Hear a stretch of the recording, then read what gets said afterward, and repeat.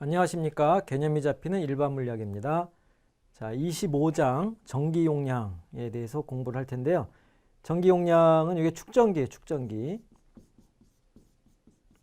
축전기의 전기 용량이니까 이제 축전기에 대해서 공부를 하겠다 하는 겁니다.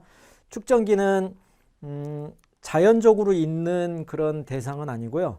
우리가 이제 전기 회로에서 필요에 의해서 구상해 가지고 만들어내는 장치예요. 디바이스가 되는 겁니다.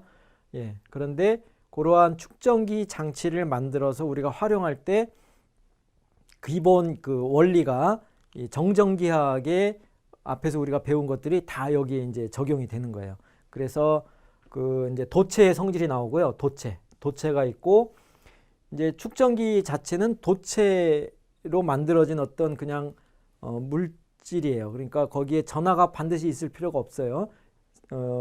필요에 의해서 전하를 이제 충전하거나 하는 건데, 그런데 전기 용량을 얘기하려고 그러면 이제 전하가 없을 때는 아무 일도 없기 때문에 여기에 전하가 있다라고 가정을 해야 돼요. 그래서 전하가 있다라고 가정을 하고, 그러면 전하가 이제 모여 있으니까 전하가 모여 있는 전하에 의해서 만들어지는 주변의 이제 물리적인 환경이 달라지죠. 거기에 이제 전기장이 있죠. 그 다음에 포텐셜 변화가 있어요. 그래서 그 이러한 전하와 전기장과 포텐셜 변화의 관계를 이 축전기 안에서 다 우리가 이해를 해야 돼요. 그래서 그동안 24장까지 이 21장부터 24장까지 쭉 배웠던 내용이 이 축전기에다 대고 다 써먹을 수가 있다 하는 겁니다. 그러니까 축전기가 이해가 안 된다? 그러면 앞에서 뭔가 놓친 게 있는 거예요. 얼른 가서 복습해야 됩니다. 자, 그런 대상이다 하는 거고요. 전적으로 이건 우리가 고안해서 써먹는 거기 때문에 그 남이 먼저 고안해낸 것을 그 여러분이 그러니까 고안해냈다 하는 것을 이해를 하면은 내가 내 나름대로 해석할 수 있다가 되는 겁니다.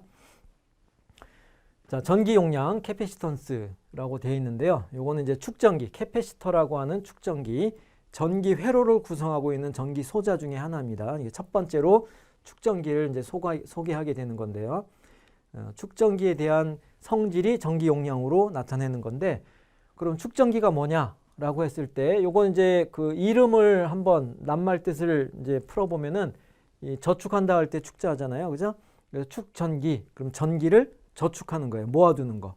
그래서 전하를 모아두는 장치가 되는 겁니다. 그래서 전하를 모아두면은, 그러니까 전하를 모아두려면 뭐가 필요하느냐?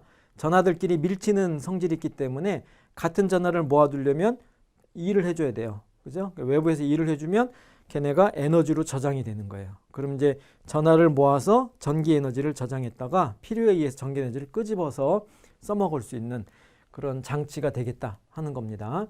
그러니까 이제 저수지랑 비슷하겠죠. 저수지에다 물 잔뜩 담아뒀다가 필요하면 물 써먹는 그런 것처럼 전기에 대해서 그런 장치인데, 그럼 이런 축전기는 우리가 어떻게 만드느냐?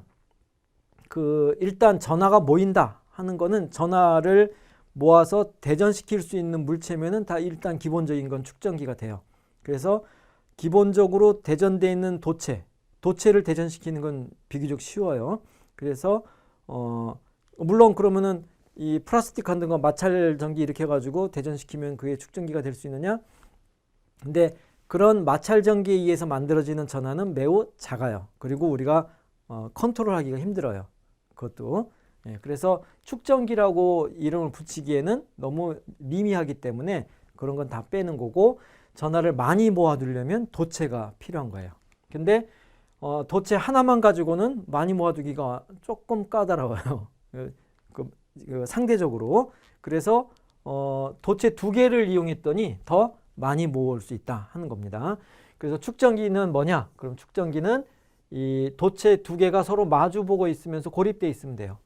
그럴 때 이 도체가 무슨 도체가 돼야 되느냐? 상관이 없어요. 원칙적으로는 그냥 도체 덩어리 두 개면 돼요. 그래서 이 그림에 있는 것처럼 모양이 똑같지 않죠? 그러니까 그냥 어떤 불규칙한 모양의 도체 덩어리인데 이 두 도체 덩어리가 마주보고 있으면 축전기가 될 수 있는 건데, 그러니까 여기다가 플러스를 대전시키자. 한쪽에다가. 그럼 이제 플러스 전하가 있는 거죠. 이 플러스 전하 하나만 있으면 골고루 모든 표면에 플러스가 골고루 모여 퍼지기 때문에 여기다가 하나만 가지고 더 많은 전하를 넣기가 어려워요. 근데 마주보는 곳에 플러스일 때 마이너스로 전하를 대전시키면 그럼 여기가 마이너스가 있는 거죠.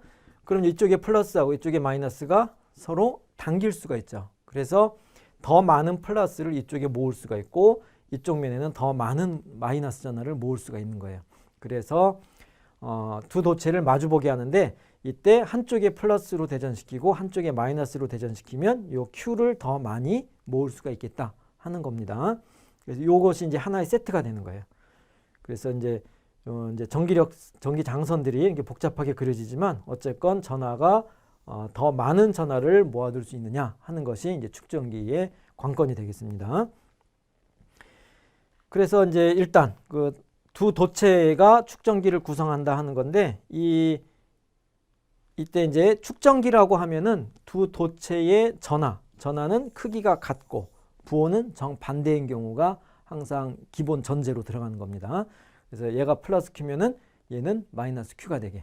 그래서 원칙적으로는 중성 상태의 두 도체에서 여기서 전자를 띄워가지고 이쪽에 옮겨주면은 얘가 플러스 Q로 대전되면서 그 전하가 고스란히 이쪽 반대편으로 와서 마이너스 Q가 된다. 그렇게 이해해도 되겠습니다.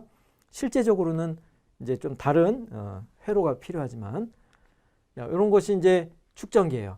근데 이렇게 모양이 불규칙적이면은 축전기는 축전기인데 이 축전기의 성질을 우리가 이론적으로 분석하기가 매우 까다로워요.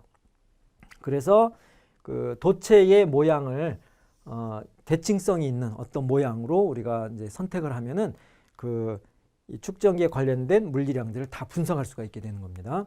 그것이 제일 이제 간단한 것이 평행판 축전기가 되겠어요. 그래서 이제 이러한 도체판 두 개를 이제 나란하게 평행하게 나란하게 마주보게 하는데 요 간격이 D예요. 그리고 사실 이제 얘가 위를 플러스로 대전시켰다라고 하면은 아래가 마이너스로 대전돼야 되는 거죠. 예, 그렇게 되는데 실제 전하가 모이는 거는 위쪽 극판, 이건 이제 극판이라고 합니다. 플러스 극판, 마이너스 극판. 도체를 이제 극판으로 표시하는 겁니다. 이제 극이 있으니까 플러스 극, 마이너스 극. 그럴 때 위 극판의 아래쪽, 요 아래쪽 면이죠. 아래쪽. 윗면, 아랫면 할 때 아랫면, 윗면은 아니고요.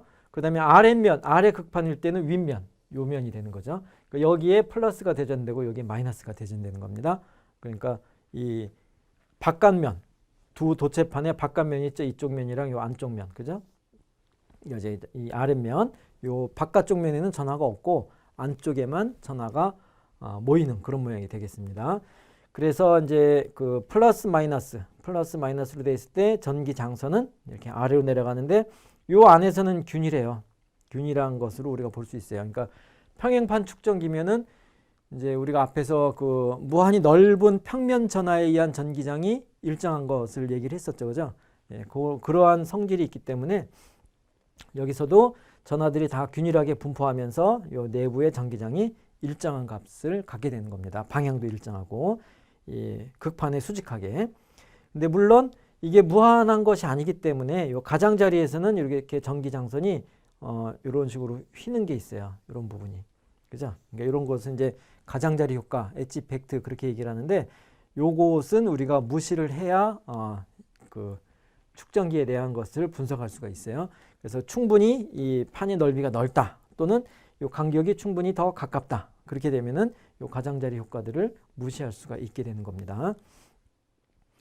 그래서 이러한 축전기에 전하를 얼마나 모아두겠느냐 하는 것이 이제 이 경우에는 판의 넓이하고 판의 배치, 그러니까 가까울수록, 그러니까 이제 그냥 상식적으로 생각을 하면 요 사이 거리가 가까울수록 위에 플러스 마이너스가 서로 잡아당기는 힘이 더 크죠. 그러니까 위에 플러스가 쭉 모여 있을 텐데 플러스끼리 밀고 여기 밑에도 마이너스끼리 밀 텐데 그 밀어내는 자기들끼리 밀어내는 것을 위에서 반대 부호가 당겨주면은 못 도망가게 잡아줄 수 있는 거죠. 그래서 이 간격이 가까울수록 더 많은 전하를 모아둘 수 있는 거고 판이 넓을수록 더 많은 전하를 모아둘 수 있는 겁니다.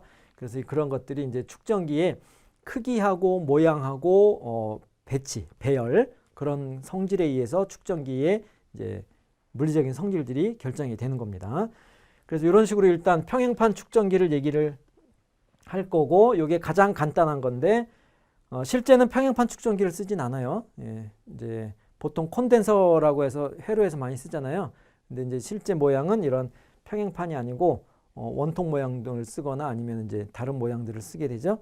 예, 그럴 때 그런데 이제 요 평행판 축전기가 분석하기는 제일 쉽기 때문에 일단 기호는 평행판 축전기처럼 이렇게 극판 두 개의 이런 기호를 쓰게 됩니다. 이 축전기에는 지금 아무것도 없이 도체 두 개만 마주 놓고 축전기가 되는 겁니다. 여기 이제 극판의 부호는 아직 몰라도 되는 겁니다. 그런데 다음에 이제 회로에서 배우겠지만은 이제 배터리, 전지 있죠, 전지. 전지는 얘랑 비슷한데 막대 길이를 다르게 표시하죠. 그래서 이 경우에는 긴 막대 부분이 플러스 극이 있는 거고 짧은 부분이 마이너스 극이 있는 거예요. 그래서 이거는 이제 극성이 정해져 있는 거고, 이 축전기의 경우에는 그냥 길이가 똑같은 두 개의 판을 마주보게 하는 거고, 얘가 플러스일지 얘가 플러스일지는 모르는 겁니다. 정해져 있지 않다는 거죠.